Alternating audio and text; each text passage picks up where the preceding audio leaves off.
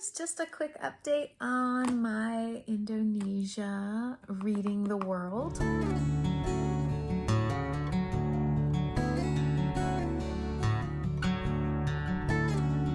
I have been a little slow on my reading. I've been having to get some other things read. I do have my 3 awesome translated lit books that I'm working through.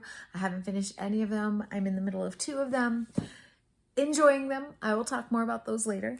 What I did finish is Indonesia, Enchantment of the World. This one was the Scholastic Kids book. It's full of fabulous facts and fun extras. I loved it. It just kind of gave you a quick little overview.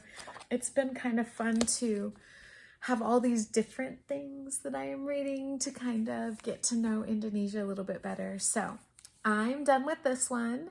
Really, it was good. It was, you know, informative. It was informative and I enjoyed that. Just a quick update. Good stuff. I'm still going. Okay, thanks. Bye. Hey guys, little update here for my Indonesia Read the World. I finally finished a book. Yay! So I finally finished Happy Stories Mostly by Norman Erikson Pasaribu. I'm really sorry about that. Wow. I will tell you right now, I am probably not intellectually strong enough to really dive deep into analyzing this, but it's really good. It's really good. I kind of really enjoyed the interview at the end because what this is tons of short stories that are kind of absurdism is what they kind of called it at the beginning. He plays with reality and bringing to life these stories that in some instances are super realistic, like you could completely understand what is going on with the characters. And in some instances, we've put in like completely ridiculous things. And as I read the interview at the end with the translator, who is Tiffany Sao, they kind of go back and forth and really deep dive and talk about how a lot of the characters in these short stories are interconnected and even have further stories that he's written and maybe not published, or yeah, their stories go on and there are some interconnectednesses. I liked it. I really did. I felt like I got an insight into things that I don't usually get. I think I want to read you a little piece from the interview because it pretty much totally defines it, and I feel like I'm inadequate as a hetero cis normative person to analyze. This pretty much was exactly what I think we need to understand. So one of the stories in the book was written based on the tale of Count Dracula. I grew up with countless Chinese vampire movies, and these B movies have helped shape who I am as a storyteller. I also loved watching Coppola's Dracula when I was a kid. Coppola's? And to be honest, it was even more haunting to watch it on TV at midnight when your parents slept in the next room. Their room didn't have a door at the time. What if they woke up and caught you not sleeping and instead watching the movie's more erotic scenes? The idea of using the word bahagia, happy, as a title for the story comes from a Goodreads reviewer who advised me to change the title of my first collection to Stories of People in Suffering, a review that I found very funny.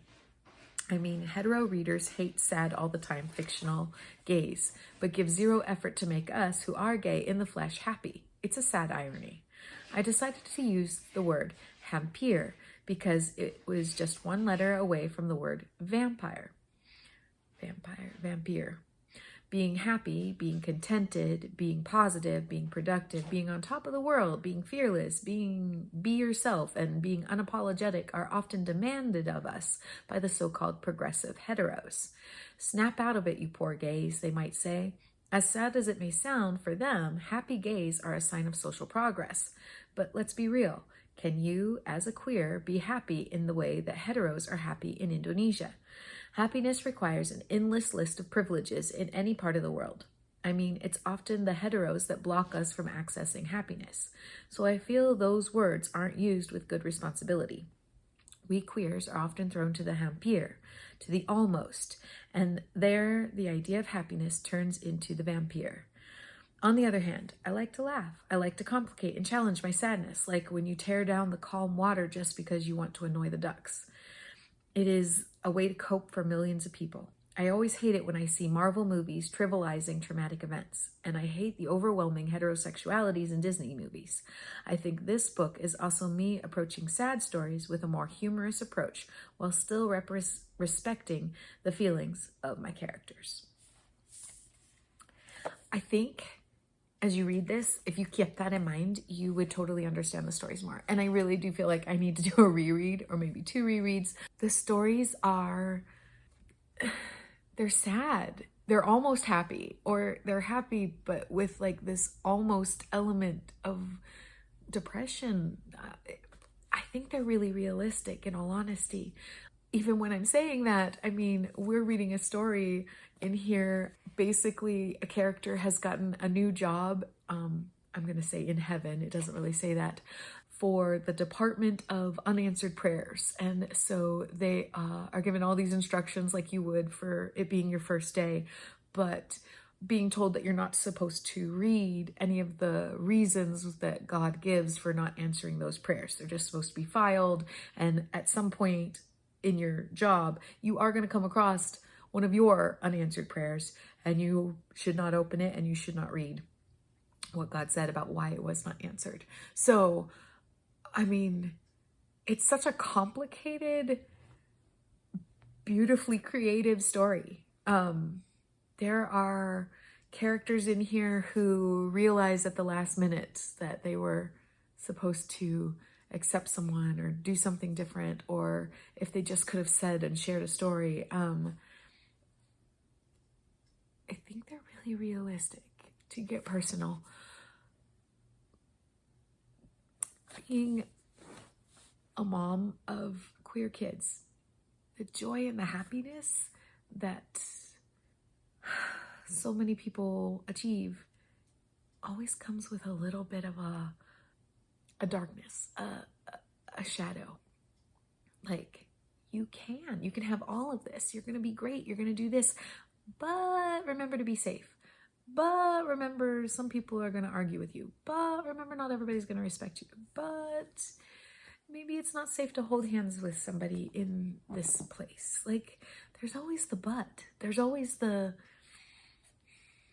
almost. The almost. The title, I think, in Indonesian is like almost happy stories. Something like that. And I think the almost is actually a really important word here. I am butchering the analysis of this book. I found it really, really good. I highly recommend it. It's uncomfortable.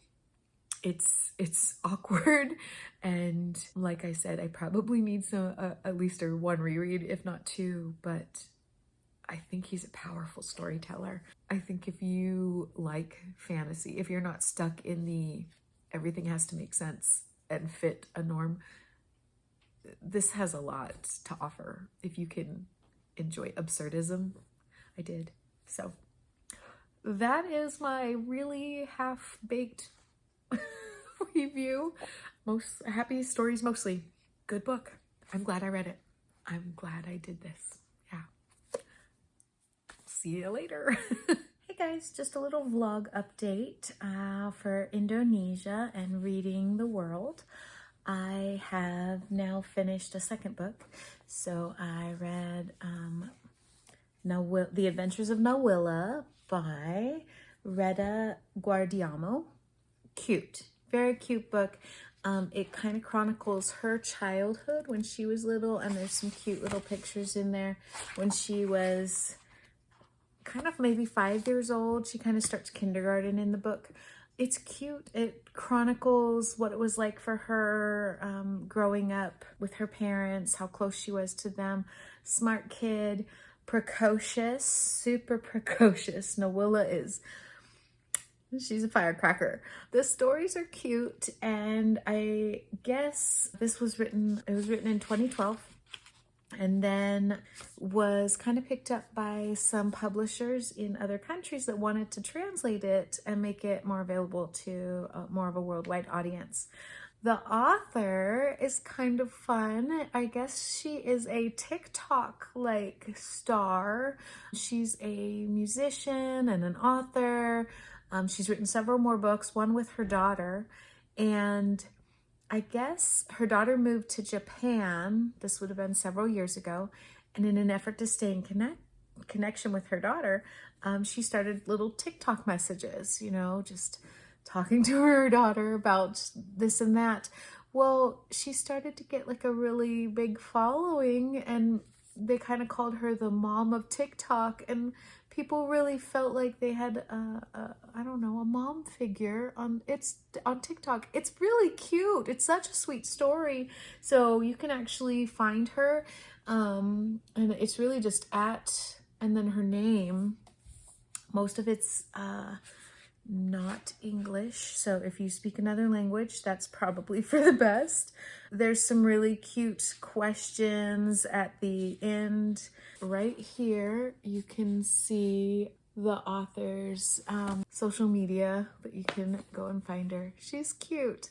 I watched a couple. I only understood a couple, but there was one that I liked. Let me see if I can find that. She had a cute quote that I found on Instagram. So I kind of found her on Instagram, and she was kind of asked some questions, and she was asked, is there a message you would like to share with the younger generation? And she said, I want them to be brave and learn from failure.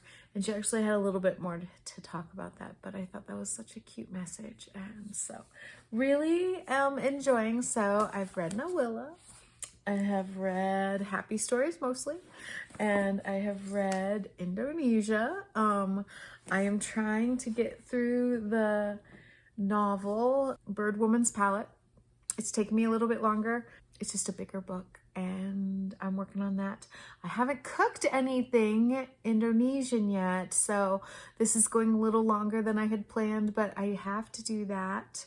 I am still watching a couple of things on Indonesian TV and movies, so I'm still dabbling there, but I figure we'll wrap this up the end of the year, and then I will roll a new country maybe in January. I need to give space for some other projects going on and some other things that I want to read.